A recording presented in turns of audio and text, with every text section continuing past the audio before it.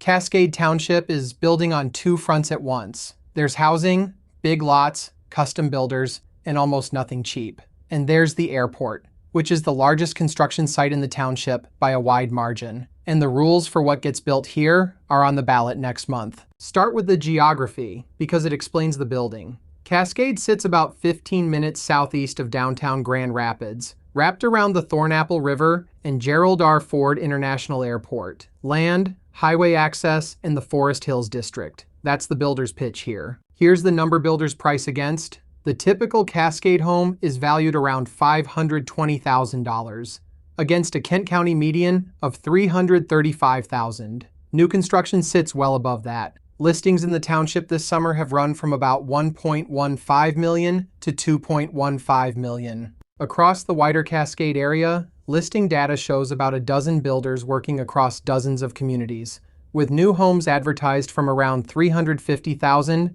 up to $1.5 million. That spread isn't really about the house. It's about the parcel underneath it. So here's what's actually on the board. Eastbrook's Ada Grove sits on the Cascade side of the line. 1 acre plus home sites in the Forest Hills Central District, 3 left, homes from the low 600s to just over $1 million. Engelsmaa's Terra Nova is 10 executive home sites between 2 and 3 acres. The rest is custom builds on private acreage, plus the 2 public projects reshaping the township, the airport and the village. Put the market they're building into on one card. The typical Cascade home runs about $520,000 against a county median of $335,000. Homes go pending in roughly 24 days. And you're 15 minutes from downtown. Builders read those 4 numbers and price the finishes accordingly. The largest project in Cascade isn't a subdivision, it's the airport. Gerald R. Ford International sits inside the township, and its Elevate program is more than $600 million of construction. A $156 million rental car center opening this year, a $110 million concourse expansion, and a new control tower penciled at $60 to $70 million. My honest take on buying new here, the land is the product. Vacant home sites at Terra Nova are listed from about $300,000 to $400,000 before anyone pours a foundation. That's the real cost of building in Cascade.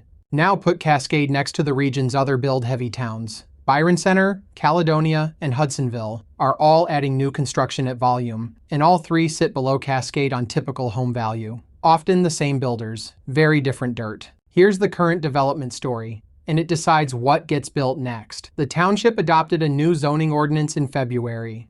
35-foot height caps in the village core, no drive-throughs, tighter limits on large apartment projects. Opponents turned in more than 2,000 signatures, so it's on hold and goes to voters on August 4th. Until then, the 1989 rules govern. Speed still matters, especially if you want a finished spec home instead of a build slot. Cascade homes go pending in about 24 days, and completed new construction is usually first off the board. If you're waiting for the open house, you're already behind.